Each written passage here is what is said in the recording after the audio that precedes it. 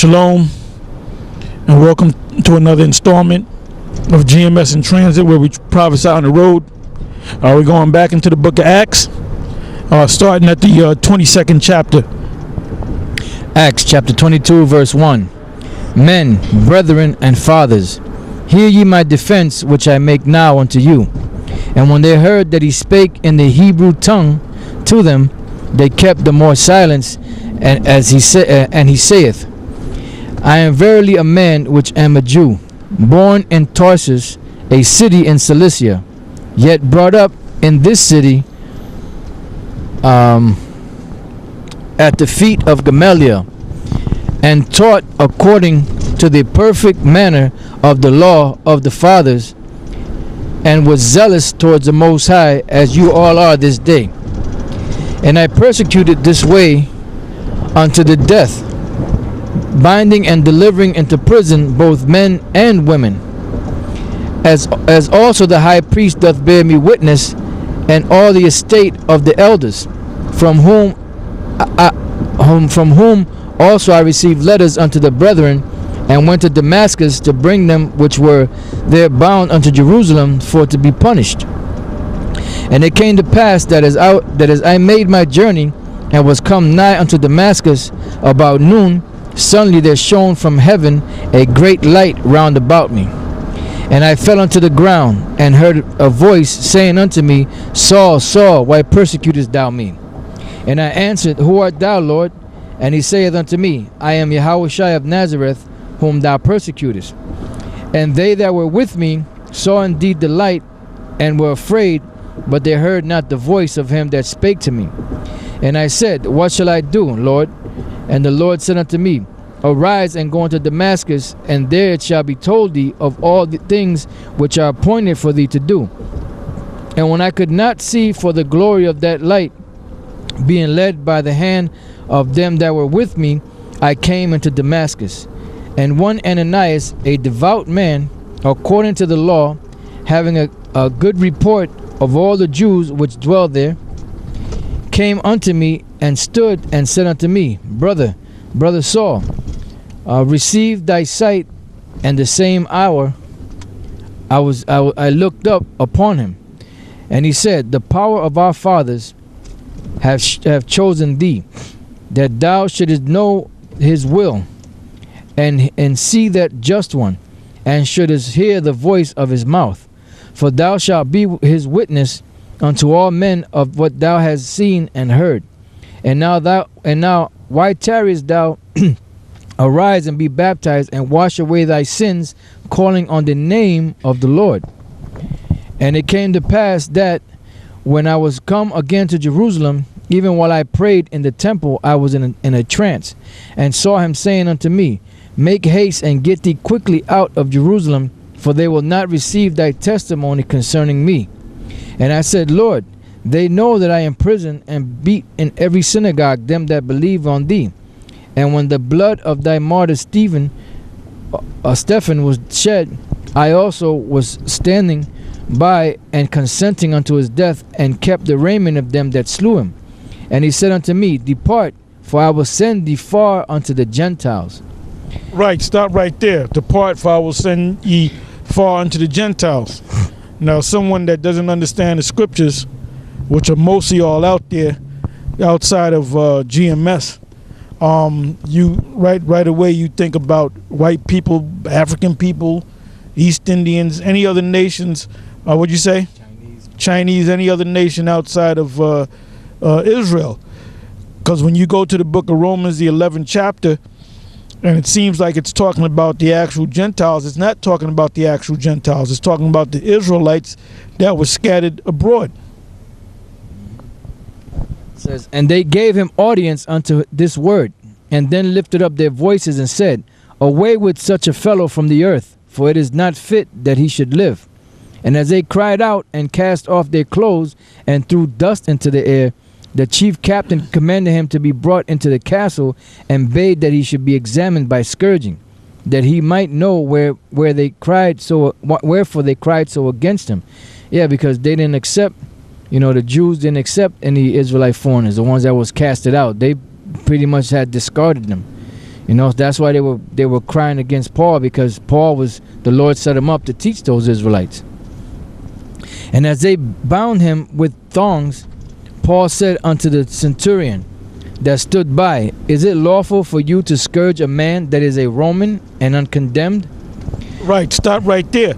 Now you have these so-called born-againers that tell you that Paul, if you tell them that the Gentiles can't be saved, you say, well, Paul was saved and Paul was a Roman. Yeah, Paul was a Roman citizen. It didn't mean he was an Edomite, a white Roman so-called.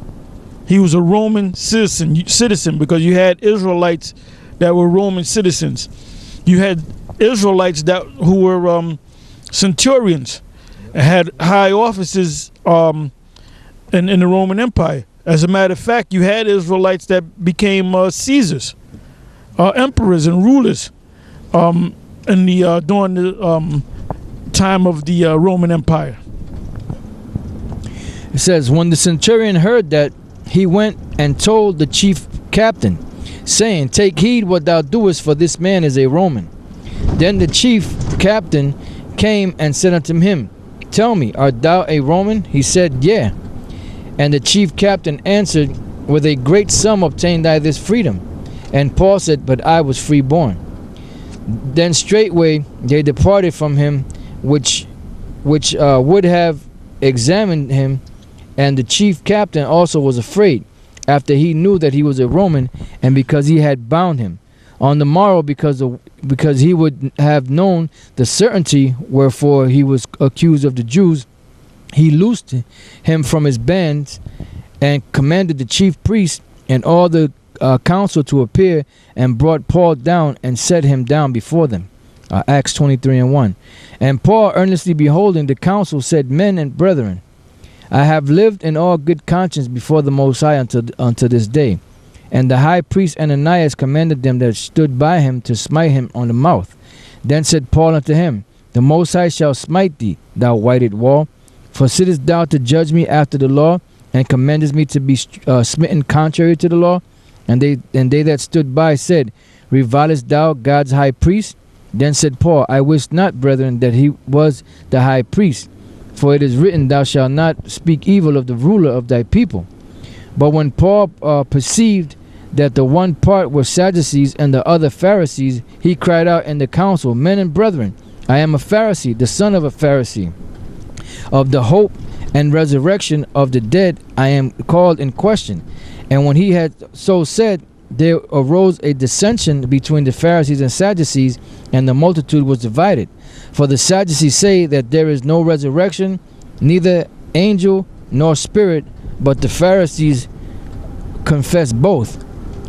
And there arose a great cry, and the scribes that were of the Pharisees' part arose and strove, saying, We find no evil in this man, but if a spirit or an angel hath spoken to him, let us not fight against the Most High. And when there arose a great dissension, the chief captain, fearing lest Paul should have been pulled in pieces of them, commanded the soldiers to go down and to take him by force from among them, and to bring him into the castle. And the night following, the Lord stood by him and said, Be of good cheer, Paul, for as thou hast testified of me in Jerusalem, so must thou bear witness also at Rome. And when it was day, certain of the Jews banded together and bound themselves under a curse, saying that they would neither eat nor drink till they had killed Paul. And they were more than 40 which had made this conspiracy. And they came to the chief priests and elders and said, We have bound ourselves under a great curse, that we will eat nothing until we have slain Paul. Now therefore ye with the council signify to the chief captain that he bring him down unto you tomorrow, as though you would inquire something more perfectly concerning him. And we, or ever he come near, are ready to kill him. And when Paul's sister's son heard of these their lying in wait, he sent and entered into the castle and told Paul. Then Paul called one of the centurions unto him, and said, Bring this young man unto the chief captain, for he hath a certain thing to tell him. So he took him and brought him to the chief captain, and said, Paul the prisoner called me unto him, and prayed me to bring this young man unto thee, who hath something to say unto thee. Then the chief captain took him by the hand, and went with him aside privately, and asked him, What is that thou hast to tell me? And he said, The Jews have agreed to desire thee that thou wouldest bring down Paul tomorrow into the council, as though they would inquire somewhat of him more perfectly. But do not thou yield unto them, for they lie in wait for him of them more than 40 men, which have bound themselves with an oath, that they will neither eat nor drink till they have killed him. And now are they ready, looking for a promise from thee. So the chief captain then let the young man depart, and charged him, See thou tell no man that thou hast showed these things to me. And he called unto him 2 centurions, saying, Make ready 200 soldiers to go to Caesarea, and horsemen 60, and spearmen 200, at the third hour of the night, and provide them beasts, and that they may set Paul on, and bring him safe unto Felix the governor. And he wrote a letter after this manner: Claudius Lysias, unto the most excellent governor Felix, sendeth greeting. This man was taken of the Jews, and should have been killed of them. Then came I with an army, and rescued him, having understood that he was a Roman. And when I would have known the cause... Yeah, so the Apostle Paul played the fact that he was a Roman citizen. Mm-hmm. Just like we play the fact that we are citizens of this society, man. You know? Yep. He used his Roman citizenship. And he had made a statement in 1 Corinthians, the 7th chapter. All right? He said to using the world but not abusing it. Yep. So, you know, a man of the Lord is a wise man that he'll play. He's like a chameleon, you know? Yep. Go ahead. He used the status of being a Pharisee. He used the status of being a Pharisee. He used the status of being a Roman citizen. So he played on all of that, and they got this small army together to make sure he got safe passage to Felix. Gone. And when I would have known the cause wherefore they accuse him, I brought